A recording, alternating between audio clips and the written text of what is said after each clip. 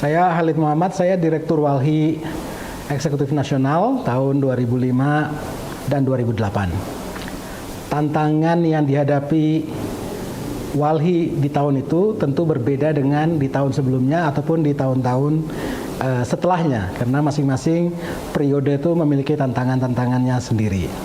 Di tahun 2005-2008 itu ada beberapa tantangan eksternal maupun internal organisasi. Secara eksternal itu kita melihat bahwa banyak kebijakan-kebijakan yang diambil pemerintah kala itu yang berpotensi akan meningkatkan volume bencana ekologis dan ketidakadilan dan kerusakan lingkungan hidup yang serius di Indonesia. Misalnya pada saat itu ada kebijakan yang membolehkan konversi kawasan hutan dengan membayar hanya Rp75 per meter persegi, yang kala itu sangat murah sekali, sehingga Walhi kala itu menggerakkan seluruh kekuatan di nasional maupun di tingkat lokal dan internasional untuk melakukan penolakan terhadap kebijakan itu. Juga ada Perpres tentang pertanahan yang sangat tidak adil, dan saat itu juga terjadi banyak sekali bencana-bencana ekologis ya, sehingga kemudian Walhi datang dengan satu kampanye bencana ekologis. Nah, pada saat itu ada gagasan juga di tingkat Walhi untuk membentuk blok politik. Kenapa? Karena disadari betul bahwa persoalan lingkungan hidup itu adalah bagian dari persoalan politik, khususnya politik ekologi ya, dan juga tentu berkaitan dengan aspek-aspek ekonomi ya, akumulasi modal dan seterusnya. Jadi bagaimana cara kapital bekerja, kemudian mereka kolaborasi dengan kekuatan politik, itu adalah salah satu kontributor terjadinya kerusakan lingkungan hidup. Oleh karenanya kemudian Walhi mencoba menginisiasi BP3OPK, itu Badan Kerja untuk membangun blok politik rakyat seperti itu.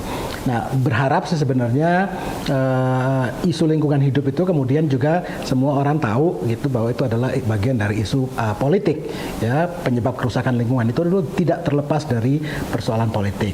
Nah, Walhi juga kala itu melihat kekuatan kelompok muda itu menjadi sangat signifikan di dalam pembaruan gerakan lingkungan hidup di Indonesia. Oleh karena itu kemudian di tahun itu kita mendesain satu pendidikan yang namanya Green Student Movement. Kita berharap sebenarnya semakin banyak anak-anak muda terpelajar, mengerti lingkungan hidup, meresapi lingkungan hidup dan mengambil bagian dari gerakan lingkungan hidup, maka gerakan ini akan membesar seperti itu.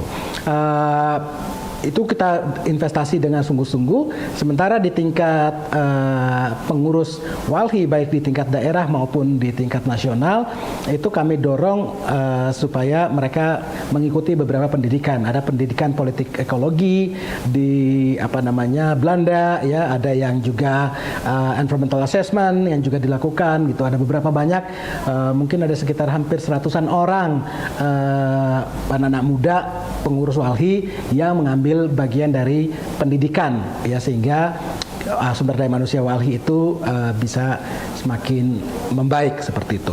Nah, gerakan itu terus kita lakukan, framingnya ada dua.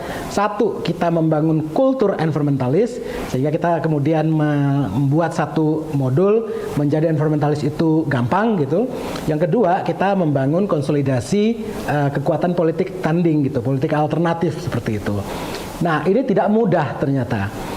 Orang melihat kemudian Walhi kok berubah gaya gitu, dari Walhi yang kelihatannya sangar sekali kok tiba-tiba datang dengan pendekatan yang sangat populer seperti itu, berkolaborasi dengan selebriti, berkolaborasi dengan tokoh-tokoh agama, tokoh-tokoh masyarakat seperti itu. Dianggap ini kok agak aneh, padahal saat itu memang kita niatkan sebagai bagian dari membangun kultur environmentalis seperti itu. Karena kalau tanpa kultur environmentalis, gerakan lingkungan hidup itu tidak akan mampu berkembang dengan cukup baik. Jadi ada 3 gerakan utama yang kita lakukan di Walhi kala itu. Satu, mendidik anak-anak muda menjadi environmentalis, ya. Yang kedua, melakukan kampanye publik terus-menerus supaya kita mendapatkan dukungan publik dan kemudian publik merupakan bagian dari gerakan lingkungan hidup. Yang ketiga, itu adalah penguatan pada tingkat grassroots. Nah, yang kemudian ketiga halnya ini tentu berkaitan dengan kebijakan. Oleh karena itu, advokasi kebijakan di tingkat lokal, nasional, internasional itu terus-menerus kita lakukan, karena itu adalah satu pendekatan standar dari WALHI yang pendekatannya yang kemudian ada inovasi-inovasi seperti itu.